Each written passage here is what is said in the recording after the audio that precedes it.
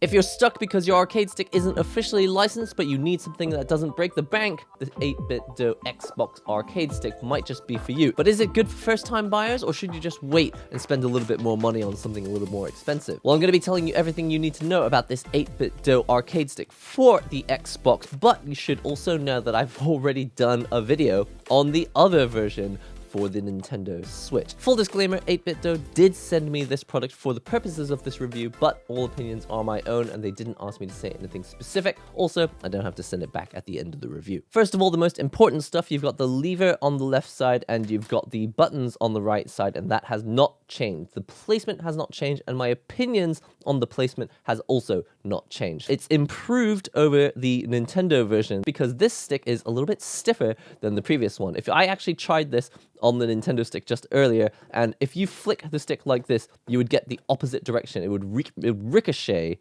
off here and it would go back the opposite direction. You get like a false input, and it's much, much tighter now, and I feel a lot of precision. I would have absolutely no issue using this lever here in a tournament. It feels just as accurate as any Sanwa lever that I've used. The same thing goes for these buttons. If I close my eyes, I literally cannot tell you the difference between these and Sanwa buttons. I don't know exactly what buttons these are, but they feel like absolute standard arcade feel buttons. And if that's what you're looking for, a home arcade stick that makes it feel like you're in the arcade, this gives you pretty much the whole experience. But there's way more to an arcade stick than just the lever and the buttons, and the main thing that we need to talk about is the size and shape of this arcade stick. It is nice and weighty, it's not going anywhere, but it is quite small. Even though it looks like it's quite wide, it does taper in like this, which means that the amount of surface that actually sits on your lap is a little bit thinner, a little bit slimmer than what you actually see. And also, it doesn't have non-slip padding all over the bottom. It's got non-slip padding in 4 corners like this. Super useful if you're playing on a desk, but if you are using this in a tournament, you most likely won't even know if there's going to be a table at the tournament, and so you have to consider that you're most likely going to be playing on your lap. It's quite narrow, so I have to keep my legs kind of close together like this. I can't really have my legs spread out because the whole controller will fall in. This stick is actually wireless. As you can see, I'm using it right now and I'm not plugged into the computer at all. So you actually have dedicated storage in this compartment here. This is where you hide the wireless dongle. You don't even have to use it. You can use this controller wired if you want. So this is not something we usually have in fighting game arcade sticks because it's always assumed that you're going to want a wired connection. But again, if you're using this for emulators or indie games, this is great because you can actually sit in the couch with your wireless controller, and this is, the battery apparently lasts for 30 hours, and if you've got the wireless headset plugged in, it'll go up for 20 hours. That's the next thing I should also point out,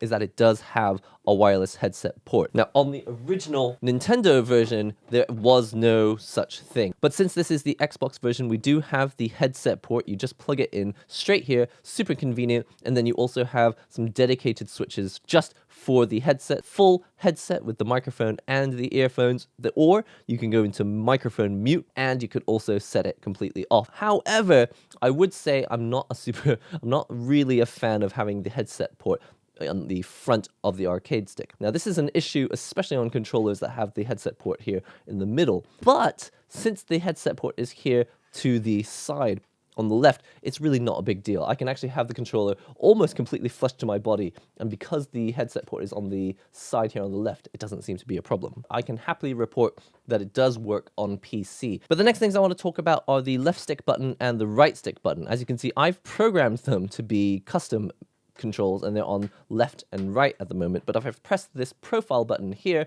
it will turn off this LED, and you can see that it's set to different things. So instead of pressing 2 kicks, I just press this one built-in macro, which is tournament legal. But as you can see, I have to move my hand over here. To be honest, my aim is not that good, so I'm not usually going to be using these buttons as actual shortcuts because I'm most likely going to miss. On the Nintendo version, you could actually use the software to program in a timed combo. So you could say, do a quarter circle motion, then press this button here for 1/3 of a second. You just press one button and it would just do the combo for you. Of course, you're never going to be able to use that in a tournament, but if you're online, no one's who's going to know that you're doing that. Essentially, you shouldn't. I'm not telling you should. It's cheating, so please don't.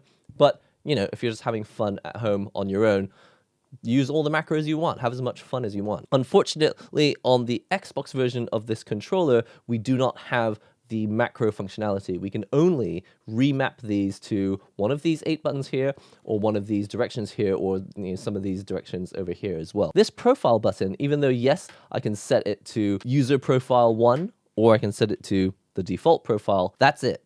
There's no third profile or fourth profile. You've only got the 2 profiles, default and 1 custom profile. So you only really have 1 profile. You've got this dedicated button just to switch between 1 custom profile and 1 default profile. This seems like a bit of a waste. You've of course got the Xbox button. You've also got a star button here, and the reason for this is for quick button mapping on the fly. You don't always want to go into the ultimate software on PC. If you want to do it on the fly, you can. You can actually just hold down a button. So let's say I do heavy punch and heavy kick.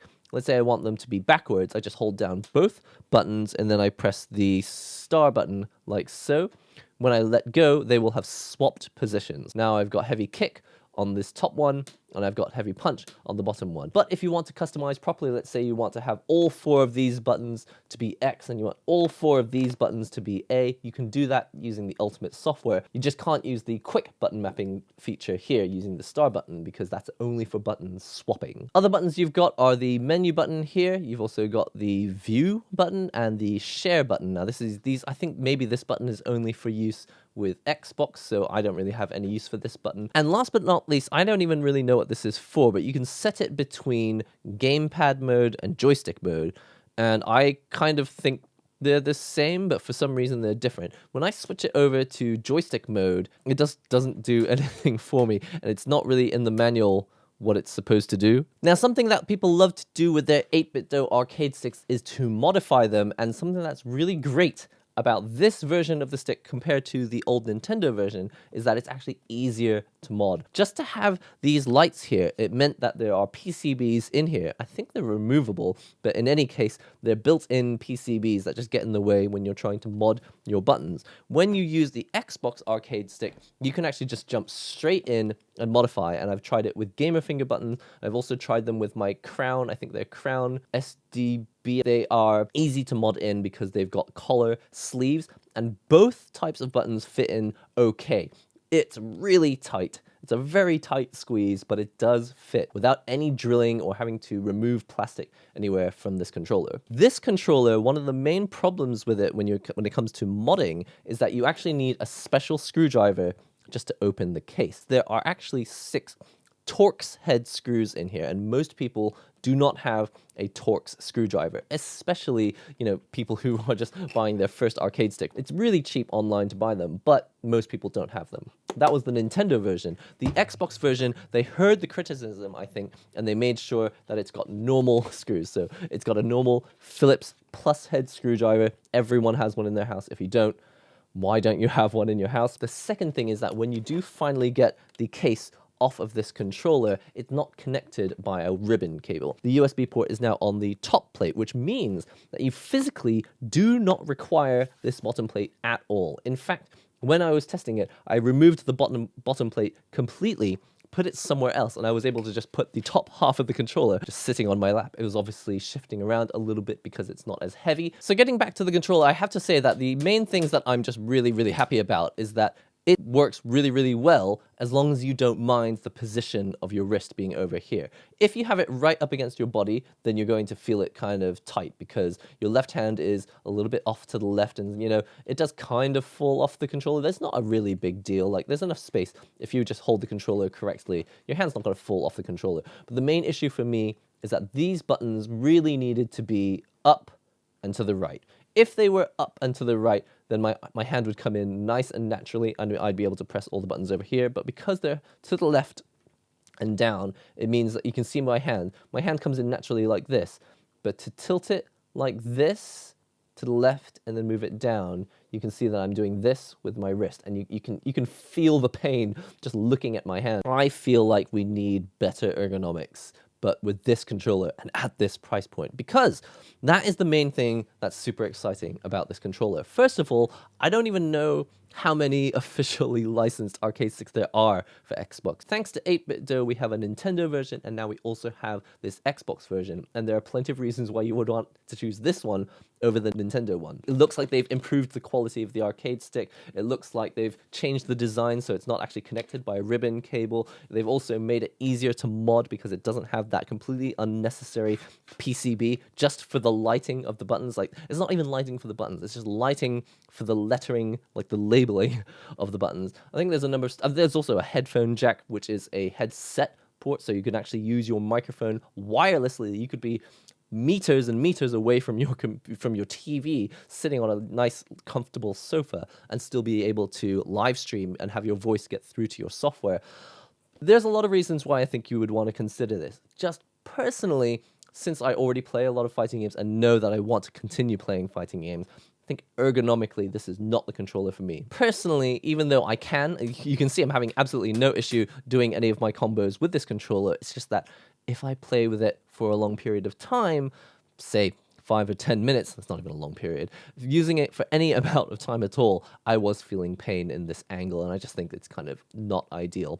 But for 95% of people who are looking for a cheap, high-performing arcade stick for their Xbox or PC, this thing is amazing, because most arcade sticks these days cost, guess what, $300. That's the standard price for arcade sticks these days. And on top of all of this discussion, it looks like Xbox or Microsoft has just announced that they are removing support for anything that is unauthenticated. There are some third-party adapters that are claiming are still working, but you never really know when a company is going to pull, like legitimately completely pull third-party support and only go with their third-party licensed supported controllers. So there are plenty of reasons why you might want to pick one of these up. It's like every 8BitDo product I have ever tested. I just want a slightly more expensive version with more premium design to it, because 8BitDo constantly makes stuff that no one else is making that I really, really want, but it just misses out because it's just not the right price point, or the design doesn't quite work for me. For this Xbox controller and the Nintendo version as well, it goes for form over function. It wants to look cool, and having the lever here and this little square here, and having the buttons here and this rectangle over here looks really cool, but what they really needed was to change the design up for the Xbox version to make it more ergonomic, because having my hand in this angled position like this, it really does hurt my wrist. Cheap and cheerful and surprisingly professional. I couldn't tell you if this felt any different to official arcade Sanwa parts. It feels really nice to me on this lever, feels really nice to me on these buttons, and if you really wanted to go for like silent buttons or buttons with customizable key switches, you can modify it too. Crazy, because everything else these days costs like $300. That's all I've got time for with the 8BitDo arcade stick for Xbox, but of course also works on your PC.